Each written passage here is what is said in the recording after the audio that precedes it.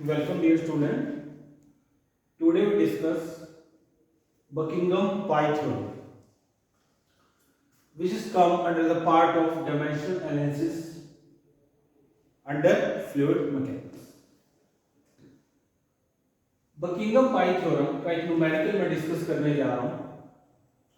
A discharge curve over a small rectangular weir is known to depend upon head h over the weir height p, gravity g, width of weir l, fluid property density, dynamic viscosity mu and surface tension sigma. हमें क्या निकालना है? Relationship between variables, इसमें dimensionless form.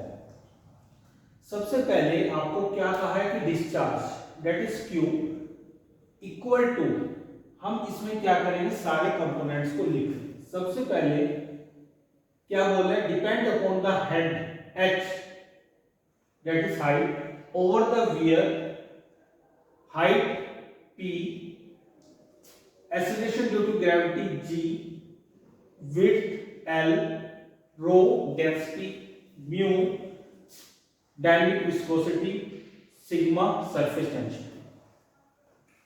अब इसमें हर एक component की हम डायमेंशनल निकालेंगे. Q that is discharge area into velocity, इसकी डायमेंशन आएगी L3t-1. H हेड जो एक हाइट है, तो हाइट क्या हो गई, length L. Where height P, वो भी क्या हो जाएगा आपका, length L. G acceleration due to gravity that is metre per second square, L t-2. L length, rho density mass upon volume m L-3, mu dynamic viscosity m L-1 t-1, sigma surface tension that is equal to m t-2. इसके अंदर हमारे पास number of total variable 8 है, जिसे हम किससे लिखते हैं, n से, स्मॉल m से. स्मॉल m होता है number of primary variable that is equal to 3.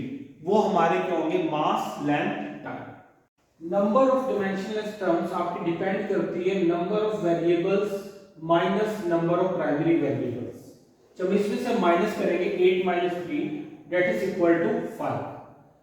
अब इसमें जो सिलेक्शन करना है वेरिएबल का, कौन सा वेरिएबल आपका रिपीट करेगा और कौन सा नहीं, उसके लिए कुछ चीजों को इन्हें आप देख सकते हो. जैसे आपका dependent variable must not be chosen as a repeating variable, जो भी डिपेंडेंट होगा उसको रिपीट नहीं करना है. सेकेंडली अमंगस्ट देमसेल्फ सारी की सारी डायमेंशन इन्वॉल्व हो जानी चाहिए प्रॉब्लम के अंदर.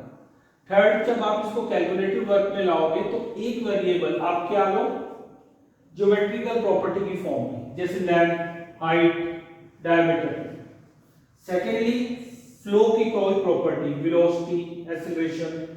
थर्ड, फ्लूइड की कोई प्रॉपर्टी, विस्कोसिटी, डेंसिटी. अब इसमें से टोटल 8 में से, जैसे मैंने पहले one variable that is of geometrical length, कोई भी इसमें से ले सकता हूं, हेड, हाइट या length. Secondly flow property, velocity और एक्सीलरेशन. वेलोसिटी मेरे पास ऑलरेडी है इसके अंदर, किस फॉर्म में, acceleration due to gravity L-t-2, और रो दैट इज डेंसिटी ml-3. ये मेरे क्या होंगे, रिपीटिंग वेरिएबल. अब इनकी हेल्प से मैं निकालूंगा number of dimensionless terms, pi1, pi2, pi3, pi4, pi5. pi1, pi2, pi3, pi4 और pi5. अब जो हमारा रिपीटिंग वेरिएबल था उसमें h, g और रो, ये क्या आएंगे मेरे, हर एक में आएंगे. अब जो बचे हुए मेरे 5 हैं उनको मैं हर एक के साथ एक एक अटैच कर दूं. सबसे पहले डिस्चार्ज, फिर हाइट, फिर लेंथ, म्यू और सी. अब मैं कैलकुलेट करूंगा pi1. Pi 1 equating to 0, components m0, t0, l0, क्या हो discharge L3 t-1,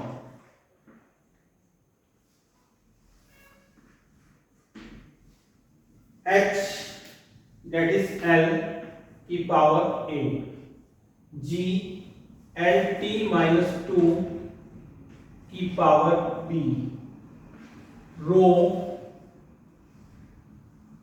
M L-3 की होल पावर C।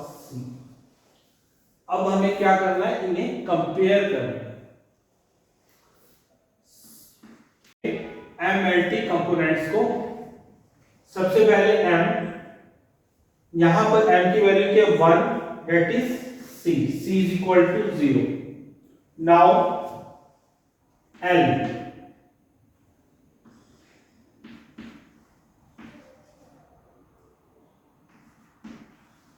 L की power 3 that is 3, A plus B minus 3C। now T,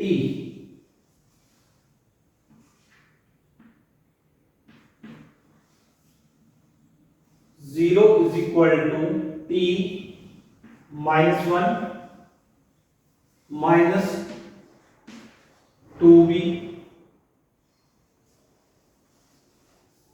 यहां से हम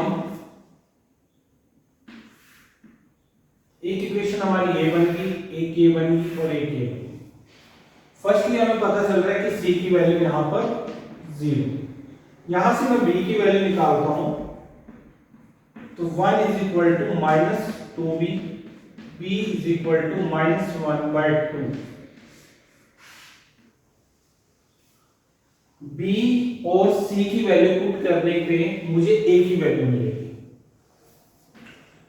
0 is equal to 3 plus A plus B, B क्या -1/2 minus 3C, वो क्या हो जाएगा 0। 1/2 minus 3 is equal to A। ये 1/2 उधर चला गया, 3 उधर जाके माइनस हो जाएगा।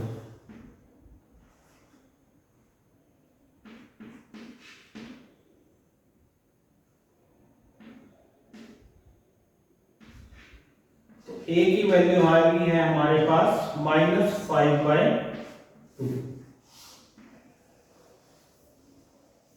इसको पाई 1 में पुट करेंगे तो पाई 1 इज इक्वल टू क्या होगा,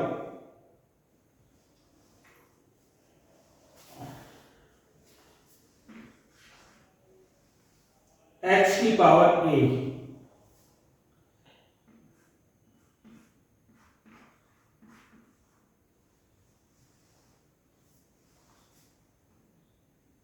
G -1/2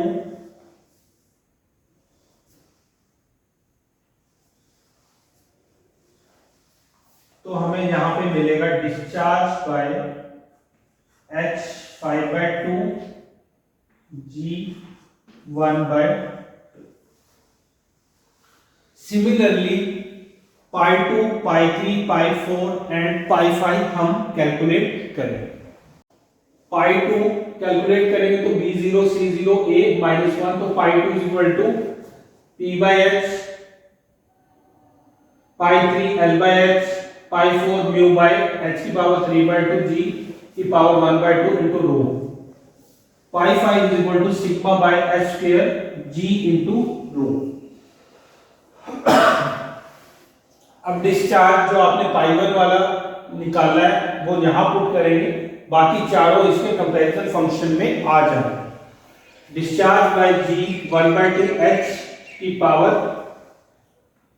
5/2 इक्वल टू पहली पाई 2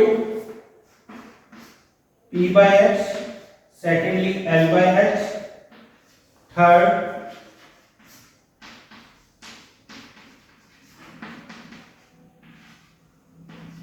and pi/5 sigma by h square g by. This is the required dimensionless form for a discharge.